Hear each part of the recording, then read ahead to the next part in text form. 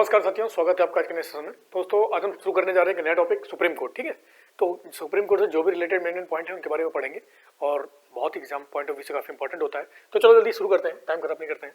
तो सबसे पहले बात करते हैं कि सुप्रीम कोर्ट के बारे में किस भाग में दिया गया संविधान के, तो भाग 5 में दिया गया। किस भाग में उल्लेख है, तो संविधान के भाग 5 में उल्लेख है किसके बारे में, सुप्रीम कोर्ट में। आर्टिकल कहां से कहां तक है, तो आर्टिकल 124 से लेकर 147 तक, आर्टिकल 124 से लेकर 147 तक। ठीक है, ध्यान रखना इस चीज को, इंपॉर्टेंट है ये, एग्जाम में डायरेक्ट पूछ देते हैं। अब भारतीय संविधान की जो न्याय व्यवस्था है वो कैसी है, एकीकृत है। ठीक है, एकीकृत न्याय व्यवस्था को अपनाया भारत ने, कैसे अपनाया है, तो एकीकृत न्याय व्यवस्था को अपनाया है। यहाँ पर जल्दी से बताएंगे कि किस आर्टिकल में कार्यपालिका का न्यायपालिका से अलगाव दिया गया, पृथक कर दिया गया है।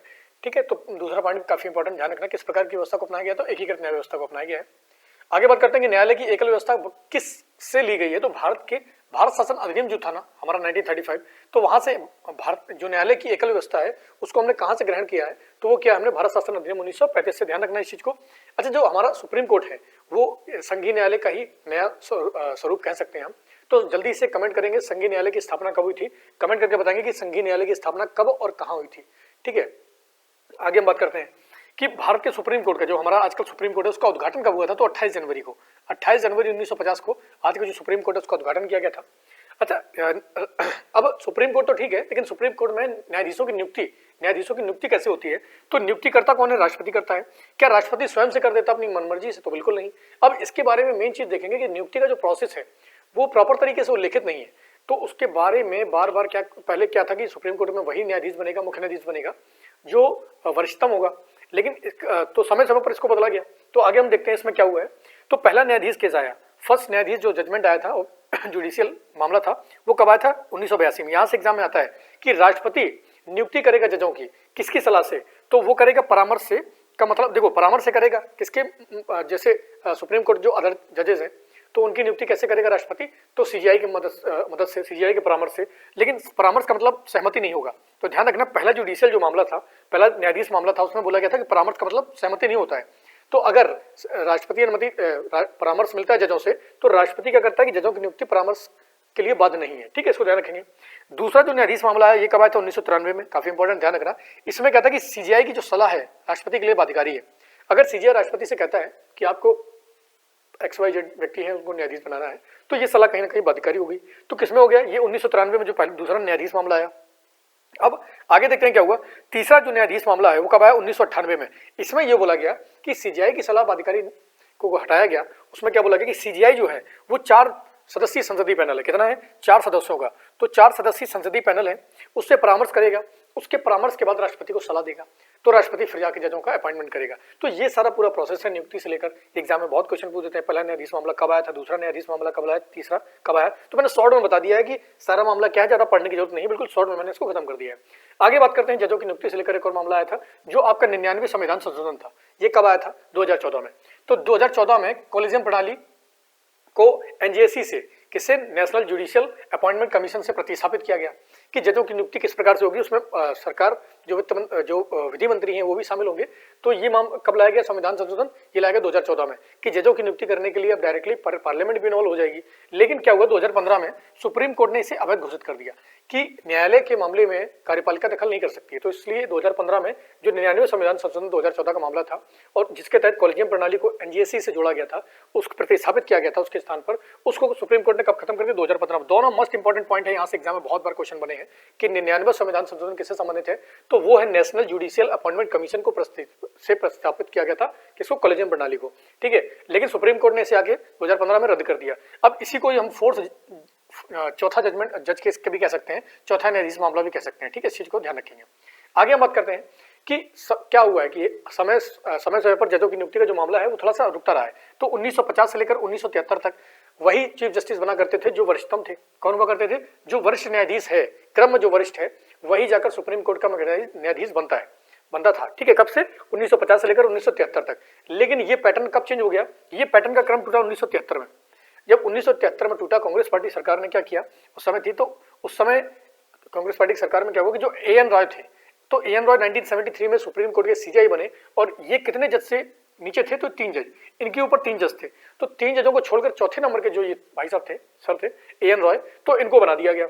जब इनको बना दिया गया तो उसके बाद क्या हुआ, फिर ये क्रम टूटा। फिर जनता पार्टी की सरकार आई तो उन्होंने भी किया गया उस सरकार में कि एमयू बेग MU बेग, ये भी जो वरिष्ठतम नहीं थे, ये भी वरिष्ठतम से निचले पायदान पर थे, तो इनको भी वहां पर जज बनाया गया। तो समय समय पर क्या हुआ कि जजों का जो क्रम है वो कई बार टूटा है। तो आप शुरुआत से देख सकते हैं, शुरुआत कब से हुई थी 1973 से, कि एन रॉय को 3 न्यायाधीशों को छोड़कर बना दिया गया था। बाकी आगे बढ़ते हैं कि इस समय जो वर्तमान की अगर स्थिति देखा जाए गठन के बारे में, तो सुप्रीम कोर्ट में इस समय कितने न्यायाधीश हैं? तो इस समय आपके 27 जज हैं। कितने वर्तमान में कितने जज हैं? 27 जज हैं। अधिकतम कितने हो सकते हैं? 34। तो समय समय पर जजों की सीमा भी बढ़ाई गई है, ठीक है, इस चीज को ध्यान रखेंगे। तो सबसे पहले क्या था 1956 में, अगर 1956 में हम देखते हैं तो उस समय 10 जज हुआ करते थे।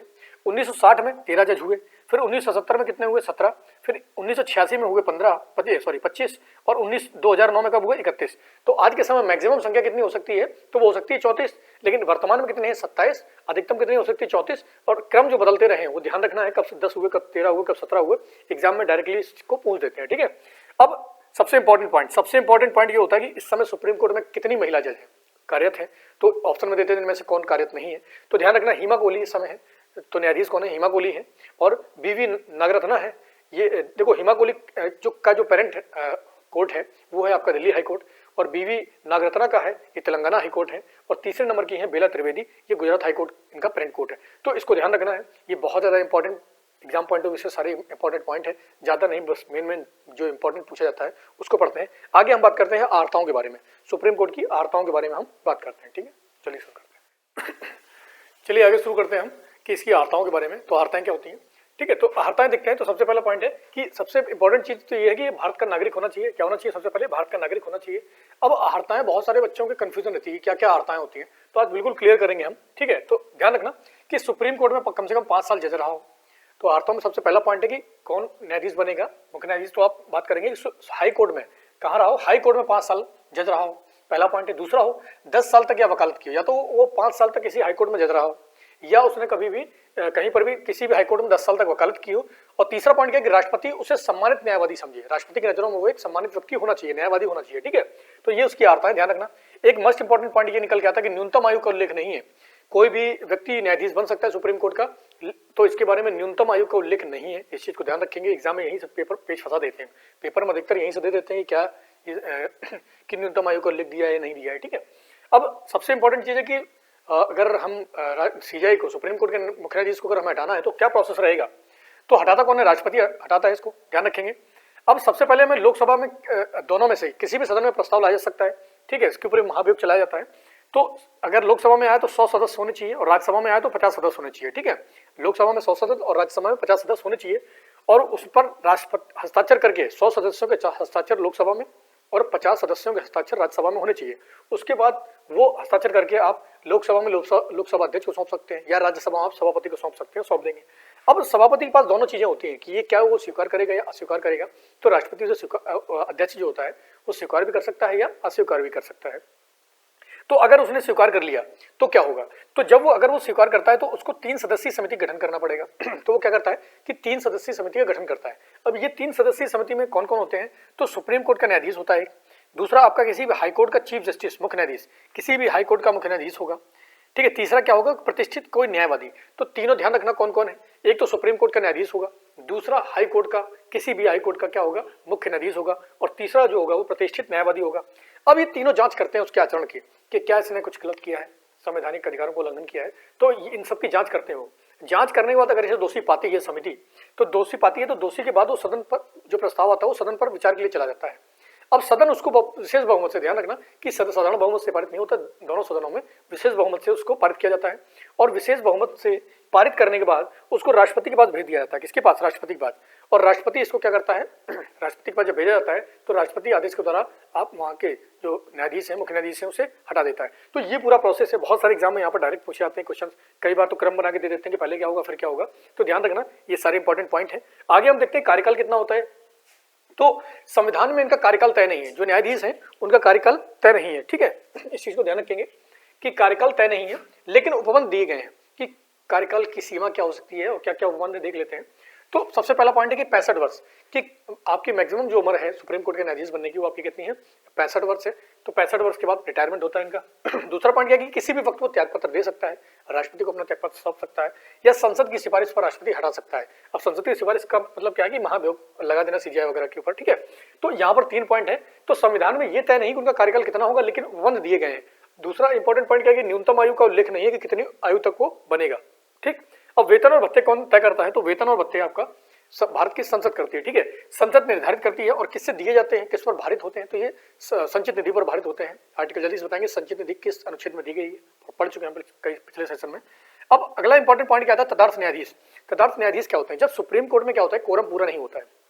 अब सुप्रीम कोर्ट में जजों की संख्या कम है, तो कोरम पूरा नहीं हो रहा, उस मौके पर उस कंडीशन में क्या होगा कि जो सुप्रीम कोर्ट का मुख्य न्यायाधीश है वो क्या करेगा कि हाई कोर्ट के न्यायाधीशों को अस्थायी काल के लिए तदर्थ न्यायाधीश नियुक्त कर सकता है।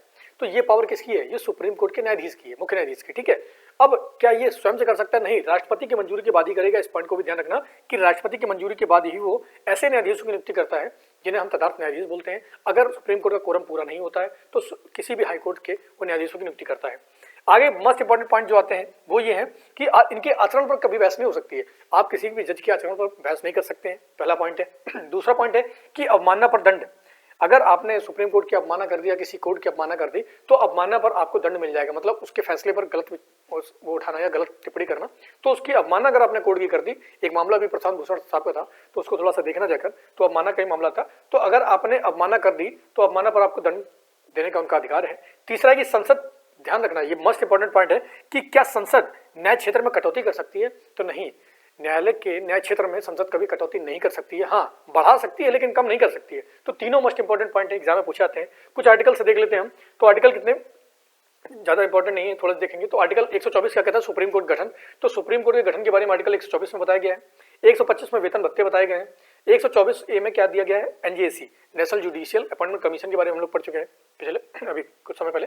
तो एनजेसी के बारे में बताया गया किस समय, 124 ए में। और 127 में तदर्थ न्यायाधीशों के बारे में बताया गया। 3-4 इंपॉर्टेंट है, ज्यादा नहीं पढ़ना है। अब देखो आपका संसद का न्याय क्षेत्र, 7 क्षेत्रों में अपीली क्षेत्राधिकार होते हैं, तो उसके पास काफी पावर्स हैं संसद सुप्रीम कोर्ट के पास, ठीक है। तो ये सारे इंपॉर्टेंट पॉइंट हैं, तो इनको लगातार याद करो, लगातार देखते रहो और लगातार पढ़ो। यहाँ से एग्जाम में बहुत सारे क्वेश्चन आते हैं। तो सुप्रीम कोर्ट हमारा खत्म हो चुका है, आगे हम और अलग टॉपिक में बात करेंगे। तो हमने बहुत सारे टॉपिक, लगभग आधी पॉलिटी खत्म हो चुकी है। लगातार मेहनत करो, लगातार पढ़ाई करते रहो, ठीक है। और इस तरीके से 2-3-4 बार वीडियो देखो और बस पूरी पॉलिटी क्लियर करेंगे। पूरे हम लक्ष्मीकांत पढ़ने वाले हैं, वो बहुत ही शॉर्ट में पढ़ने वाले हैं, ठीक है। तो आज के लिए इतने बहुत है। जय हिंद।